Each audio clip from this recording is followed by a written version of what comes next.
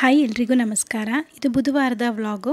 ಬುಧವಾರ ಬೆಳಿಗ್ಗೆಯಿಂದನೇ ವ್ಲಾಗ್ನ ಸ್ಟಾರ್ಟ್ ಮಾಡ್ತಾ ಇದ್ದೀನಿ. ಬುಧವಾರ ಹುಣ್ಣಿಮೆ ಆಗಿದ್ದರಿಂದ ನಾನು ಮನೇಲಿ ಸತ್ಯನಾರಾಯಣ ಸ್ವಾಮಿ ಪೂಜೆನ ಮಾಡ್ಕೊಳ್ತೀನಿ. ಹಾಗಾಗಿ ಮೊದಲು ತಿಂಡಿನ ರೆಡಿ ಮಾಡಿಬಿಟ್ರೆ ನಂತರ ಬೇರೆ ಕೆಲಸಗಳನ್ನ ಮಾಡ್ಕೊಬೋದು ಅಂತ ಬೆಳಗಿನ ತಿಂಡಿಗೆ ರೈಸ್ ಬಾತ್ ಅಥವಾ ಟೊಮೆಟೊ ಬಾತ್ ಅಂತ ಏನು ಕರಿತೀವಿ ಅದನ್ನು ಮಾಡ್ಕೊಳ್ತಾ ಇದ್ದೀನಿ. ತುಂಬ ಸಿಂಪಲಾಗಿ ಮಾಡ್ಕೊಬೋದು. ಯಾವುದೇ ರೀತಿಯಾದ ಮಸಾಲೆ ರುಬ್ಬೋದು ಬೇಡ, ಹಾಗೆ ಜಾಸ್ತಿ ಸಮಯನೂ ಸಹ ಹಿಡಿಯೋದಿಲ್ಲ. ಹಾಗಾಗಿ ನನಗೆ ತುಂಬ ಕೆಲಸ ಇದ್ದಾಗ ಈ ರೀತಿ ಬೇಗ ಆಗುವಂತಹ ಬ್ರೇಕ್ಫಾಸ್ಟ್ಗಳನ್ನ ಮಾಡ್ಕೊಳ್ತೀನಿ. ಈರುಳ್ಳಿ ಹಾಕ್ಕೊಂಡು ಈರುಳ್ಳಿನ ಸ್ವಲ್ಪ ಚೆನ್ನಾಗಿ ಫ್ರೈ ಮಾಡ್ಕೊಬೇಕು. ತುಂಬ ಜಾಸ್ತಿ ಬಣ್ಣ ಬದಲಾಗೋದು ಬೇಡ, ಸ್ವಲ್ಪ ಲೈಟಾಗಿ ಬ್ರೌನ್ ಕಲರ್ ಬಂದರೆ ಸಾಕಾಗುತ್ತೆ. ನಂತರ ಸಣ್ಣದಾಗಿ ಕಟ್ ಮಾಡಿರುವಂತಹ 2 ಹುಳಿ ಇರುವಂತಹ ಟೊಮೆಟೊ ಹಾಗೆ ಅರ್ಧ ಕಪ್ ಆಗುವಷ್ಟು ಹಸಿ ಬಟಾಣಿನ ಹಾಕ್ಕೊಳ್ತಾ ಇದ್ದೀನಿ.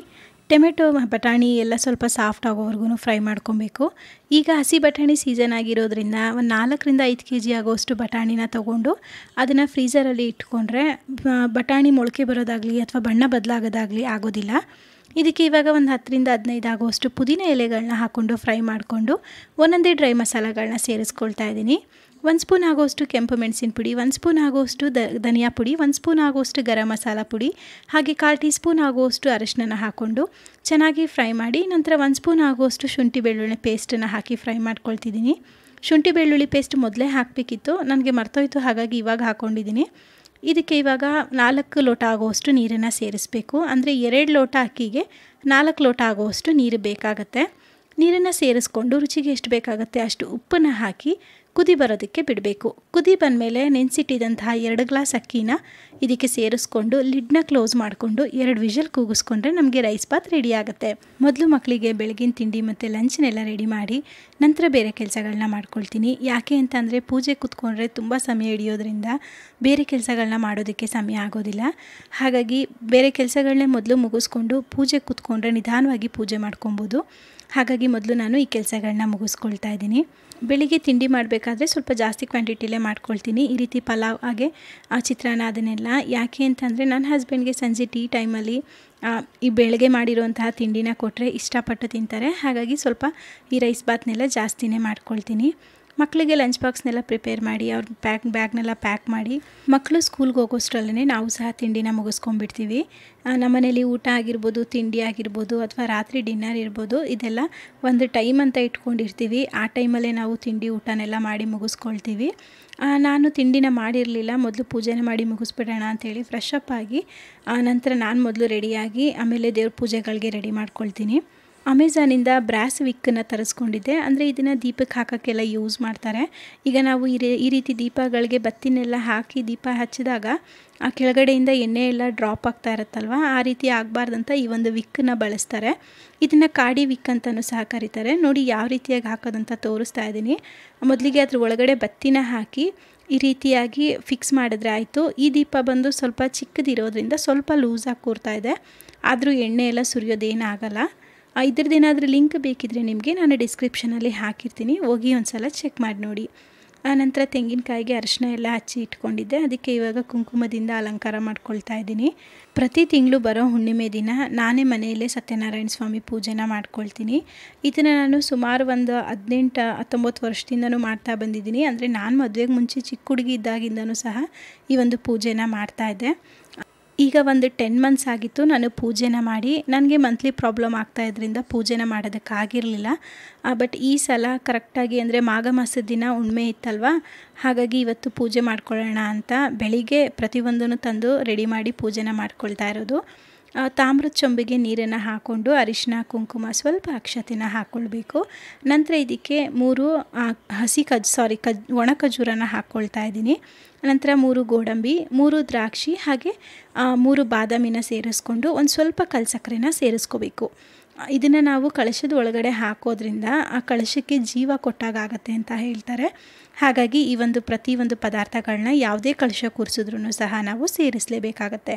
ನಂತರ 5 ರೂಪಾಯಿಂದೊಂದು ಕಾಯಿನ್ ಹಾಕ್ಕೊಂಡು 5 ವೀಳ್ಯದೆಲೆನ ಹಾಕ್ಕೊಳ್ತಾ ಇದ್ದೀನಿ. ವೀಳ್ಯದೆಲೆ ಬದಲಾಗಿ ಮಾವಿನ ಎಲೆ ಸೇರಿಸಿದ್ರೆ ಸತ್ಯನಾರಾಯಣ ಸ್ವಾಮಿ ಕಳಶಕ್ಕೆ ಇನ್ನೂ ಒಳ್ಳೆಯದು. ಆದರೆ ನನಗೆ ಈ ಟೈಮಲ್ಲಿ ಸಿಗಲಿಲ್ಲ, ಹಾಗಾಗಿ ನಾನು ವೀಳ್ಯದೆಲೆನೇ ಹಾಕ್ಕೊಳ್ತಾ ಇದ್ದೀನಿ. ಈ ರೀತಿ ವೀಳ್ಯದೆಲೆನ ಹಾಕಿದ ಮೇಲೆ ಅಲಂಕಾರ ಮಾಡಿಟ್ಟಿದ್ದಂತಹ ತೆಂಗಿನಕಾಯಿನ ಇಡಬೇಕು. ಅಂದರೆ ನಾನಿಲ್ಲಿ ಈಗ ಒಂದು ತಟ್ಟೆ ಮೇಲೆ ಇಟ್ಕೊಂಡಿದ್ದೀನಿ ಅಷ್ಟೇ. ಇದಕ್ಕೆ ಬೇರೆ ರೀತಿಯಾಗಿ ಟೇಬಲ್ ಮೇಲೆಲ್ಲ ಇಟ್ಟು ನಂತರ ಕಳಶನ ಕೂರಿಸೋದು. ಕಳಶನ ಕೆಳಗೆ ಇಡಬಾರ್ದು ಅಂತ ಒಂದು ತಟ್ಟೆ ಮೇಲೆ ಇಟ್ಟಿರೋದು. ನಂತರ ತಂದಿದ್ದಂತಹ ಹಣ್ಣನ್ನೆಲ್ಲ ಒಂದು ತಟ್ಟೆಗೆ ಹಾಕಿ ಇಟ್ಕೊಳ್ತಾ ಇದ್ದೀನಿ. ಕೆಲವೊಬ್ಬರು ಪೂಜೆಗೆ 9 ರೀತಿಯೇ ಹಣ್ಣು ಇಡಬೇಕು, ಇದೇ ಹಣ್ಣು ಇಡಬೇಕಂತೆಲ್ಲ ಹೇಳ್ತಾರೆ. ಆದರೆ ನಾನು ಆ ಥರ ಅಲ್ಲ, ನನಗೆ ಆ ಸಂದರ್ಭಕ್ಕೆ ಯಾವ ಹಣ್ಣು ಸಿಗುತ್ತೆ ಅದನ್ನು ಮಾತ್ರ ಇಟ್ಕೊಳ್ತೀನಿ. ಈಗ ಮೊದಲು ಸಜ್ಜಿಗೆನ ರೆಡಿ ಮಾಡ್ಕೊಳ್ತಾ ಇದ್ದೀನಿ. ಇನ್ನು ಬೇರೆ ಕೆಲಸ ಮಾಡೋಷ್ಟರಲ್ಲಿ ಸಜ್ಜಿಗೆ ಎಲ್ಲಿ ಸರಿ ಹೋಗುತ್ತೆ ಹದವಾಗಿ ಅಂತ ಒಂದು ಪಾತ್ರೆಗೆ 1 ಗ್ಲಾಸ್ ಆಗುವಷ್ಟು ಸಕ್ಕರೆ, 2.5 ಗ್ಲಾಸ್ ಆಗುವಷ್ಟು ಹಾಲನ್ನು ಹಾಕ್ಕೊಂಡು ಕುದಿಯೋದಕ್ಕೆ ಬಿಡಬೇಕು. ನಂತರ ಕಡಾಯಿಗೆ 1/4 ಕಪ್ ಆಗುವಷ್ಟು ತುಪ್ಪನ ಹಾಕ್ಕೊಂಡು ಅದಕ್ಕೆ 10 ಗೋಡಂಬಿ ಹಾಗೆ 10 ದ್ರಾಕ್ಷಿನ ಸೇರಿಸ್ಕೊಂಡು ಸ್ವಲ್ಪ ಬಣ್ಣ ಬದಲಾಗೋವರೆಗೂ ಫ್ರೈ ಮಾಡ್ಕೊಬೇಕು. ನಾವು ಯಾವುದೇ ನೈವೇದ್ಯನ ಮಾಡಿದ್ರೂ ದೇವರಿಗೆ ಅಂತ ಮಾಡಬೇಕಾದ್ರೆ ಅದಕ್ಕೆ 1 ಸ್ಪೂನ್ ಆದರೂ ತುಪ್ಪ ಸೇರಿಸಲೇಬೇಕಾಗತ್ತೆ. ಆ ತುಪ್ಪ ಸೇರಿಸಿದ್ರೇ ದೇವರಿಗೆ ಸಲ್ಲೋದು ಅಂತ ಹೇಳ್ತಾರೆ. ಹಾಗಾಗಿ ಸ್ವಲ್ಪ ಪ್ರಮಾಣದಲ್ಲಾದ್ರೂ ತುಪ್ಪನ ಸೇರಿಸಿ ಮಾಡಬೇಕು. ಈಗ ಇದಕ್ಕೆ 1 ಲೋಟ ಆಗುವಷ್ಟು ಚಿರೋಟಿ ರವೆನ ಹಾಕ್ಕೊಂಡು ಅದರಲ್ಲಿರುವಂತಹ ಹಸಿ ವಾಸನೆ ಎಲ್ಲ ಕಡಿಮೆ ಆಗಿ ಅದು ತುಪ್ಪ ಬಿಡೋವರೆಗೂ ಫ್ರೈ ಮಾಡ್ಕೋಬೇಕು. ಈ ರೀತಿ ತುಪ್ಪ ಬಿಡೋ ಸಂದರ್ಭದಲ್ಲಿ 2 ಬಾಳೆಹಣ್ಣು ಅಂದರೆ 1 ಗ್ಲಾಸ್ ಆಗುವಷ್ಟು ಸಣ್ಣದಾಗಿ ಕಟ್ ಮಾಡಿರುವಂತಹ ಏಲಕ್ಕಿ ಬಾಳೆಹಣ್ಣನ್ನು ಸೇರಿಸ್ಕೊಂಡು ಇದನ್ನು ಸ್ವಲ್ಪ ಈ ರೀತಿಯಾಗಿ ಫ್ರೈ ಮಾಡ್ಕೊಳ್ತಿದ್ದೀನಿ ಅಷ್ಟೇ. ಈಗ ಇದಕ್ಕೆ ಕುದೀತಾ ಇರುವಂತಹ ಹಾಲು ಸಕ್ಕರೆ ಮಿಶ್ರಣ ಇತ್ತಲ್ಲ, ಅದನ್ನು ಸ್ವಲ್ಪನೇ ಸೇರಿಸ್ಕೊಳ್ತಾ ಮಿಕ್ಸ್ ಮಾಡ್ಕೊಳ್ತಾ ಬರಬೇಕು. ಚಿರೋಟಿ ರವೆ ಬದಲಾಗಿ ಉಪ್ಪಿಟ್ಟು ರವೆಲೂ ಸಹ ಮಾಡ್ಬೋದು. ಆದರೆ ಉಪ್ಪಿಟ್ಟು ರವೆಲಿ ಮಾಡಿದ್ರೆ ನಮಗೆ ಈ ಸತ್ಯನಾರಾಯಣ ಸ್ವಾಮಿ ಪೂಜೆಲೆಲ್ಲ ಪ್ರಸಾದ ಕೊಡ್ತಾರಲ್ವ, ಆ ರೀತಿ ಟೇಸ್ಟ್ ಬರಬೇಕಂದ್ರೆ ನಾವು ಚಿರೋಟಿ ರವೆಲೇ ಮಾಡ್ಕೊಬೇಕು. ಎಲ್ಲದಕ್ಕಿಂತ ಹೆಚ್ಚಾಗಿ ಇದೇ ಮೆಷರ್ಮೆಂಟಲ್ಲಿ ನಾವು ಮಾಮೂಲಿ ಟೈಮಲ್ಲಿ ಮಾಡೋದಕ್ಕೂ ಸತ್ಯನಾರಾಯಣ ಸ್ವಾಮಿ ಪೂಜೆಗೆ ಅಂತ ಹೇಳಿ ಮಾಡೋದಕ್ಕೂ ತುಂಬಾ ರುಚಿ ಡಿಫ್ರೆನ್ಸ್ ಬರುತ್ತೆ. ಯಾಕಂದರೆ ನಾನು ಇದೇ ಅಳತೆಯಲ್ಲಿ ತುಂಬ ಸಲ ಮಾಡಿರ್ತೀನಿ. ಬಟ್ ಇವಾಗ ಬರುತ್ತಲ್ಲ ಟೇಸ್ಟು, ಪೂಜೆಗೆ ಅಂತ ಮಾಡಿರೋದು ಆ ಒಂದು ಟೇಸ್ಟು ನಾರ್ಮಲ್ ಟೈಮಲ್ಲಿ ಮಾಡಿದಾಗ ಬರೋದಿಲ್ಲ. ಈಗ ಇದಕ್ಕೆ 1-2 ಸ್ಪೂನ್ ಆಗೋಷ್ಟು ತುಪ್ಪನ ಸೇರಿಸ್ಕೊಂಡು ಒಂದು ಲಿಡ್ನ ಕ್ಲೋಸ್ ಮಾಡಿ 1-2 ನಿಮಿಷ ಸಿಮ್ಮಲ್ಲಿ ಬಿಟ್ಟಿದೆ ಅಷ್ಟೇ. 2 ನಿಮಿಷದ ನಂತರ ಸ್ಟವ್ನ ಆಫ್ ಮಾಡಿಕೊಂಡು ಒಂದು ಸಲ ಚೆನ್ನಾಗಿ ಮಿಕ್ಸ್ ಮಾಡಿಬಿಟ್ಟು ಒಂದು ತಟ್ಟೆನ ಮುಚ್ಚಿಟ್ರೆ ಆಯಿತು, ನಮಗೆ ಪೂಜೆಗೆ ಸಜ್ಜಿಗೆ ರೆಡಿ ಆಗುತ್ತೆ. ನಾವು ಎಲ್ಲಿ ಪೂಜೆ ಮಾಡ್ತೀವಿ ಅಥವಾ ಯಾವ ಜಾಗದಲ್ಲಿ ಪೂಜೆ ಮಾಡ್ತೀವಿ ಆ ಜಾಗನ ಶುಚಿ ಮಾಡಿಕೊಂಡು ಅಂದರೆ ಕ್ಲೀನ್ ಮಾಡಿಕೊಂಡು ಅದರ ಮೇಲೆ ರಂಗೋಲಿನ ಹಾಕಿ ಇಟ್ಕೊಂಡಿದ್ದೀನಿ. ನಮ್ಮನೆ ದೇವ್ರ ಮನೆ ತುಂಬ ಚಿಕ್ಕದಾಗಿರೋದ್ರಿಂದ ಅಲ್ಲಿ ಪೂಜೆ ಮಾಡೋದಕ್ಕಾಗಲ್ಲ. ಹಾಗಾಗಿ ನಾನು ಸಪ್ರೇಟಾಗಿ ಹಾಲಲ್ಲೇ ಪೂಜೆ ಮಾಡ್ಕೊಳ್ತೀನಿ. ನಂತರ ಅದಕ್ಕೆ ಫೋಟೋಗೆ ಮತ್ತು ಕಲಶಕ್ಕೆ ಎಷ್ಟು ಬೇಕಾಗುತ್ತೆ ಅಷ್ಟು ಅಕ್ಕಿನ ಹಾಕ್ಕೊಂಡು ಇದಕ್ಕೆ ನಾನಿಲ್ಲಿ ಅಕ್ಕಿ ಮೇಲ್ಗಡೆ ಸತ್ಯನಾರಾಯಣ ಸ್ವಾಮಿ ಫೋಟೋನ ಇಟ್ಟು ಅದಕ್ಕೆ ಹೂವು ಮತ್ತು ಅರಿಶಿನ ಕುಂಕುಮದಿಂದ ಅಲಂಕಾರ ಮಾಡ್ಕೊಳ್ತಾ ಇದ್ದೀನಿ. ಕೆಲವೊಬ್ಬರು ಸತ್ಯನಾರಾಯಣ ಸ್ವಾಮಿ ಫೋಟೋನ ಮನೇಲಿ ಇಡಬಾರ್ದು ಅಂತ ಹೇಳ್ತಾರೆ. ಯಾಕೆ ಇಡಬಾರ್ದು ಅಂತಂದರೆ ಮನೇಲಿ ಪೂಜೆ ಮಾಡ್ತಾಯಿಲ್ಲ ಸತ್ಯನಾರಾಯಣ ಸ್ವಾಮಿಗೆ ಸಪ್ರೇಟಾಗಿ ಅಂದರೆ ಅಂಥವರು ಸತ್ಯನಾರಾಯಣ ಸ್ವಾಮಿ ಫೋಟೋನ ಇಡಬಾರ್ದು. ಆದರೆ ನಾವು ಪ್ರತಿ ತಿಂಗಳು ಪೂಜೆ ಮಾಡೋದ್ರಿಂದ ನನ್ನ ಮನೇಲಿ ಚಿಕ್ಕದಾಗಿರುವಂತಹ ಒಂದು ಸ್ವಾಮಿ ಫೋಟೋನ ಇಟ್ಕೊಂಡಿದ್ದೀನಿ.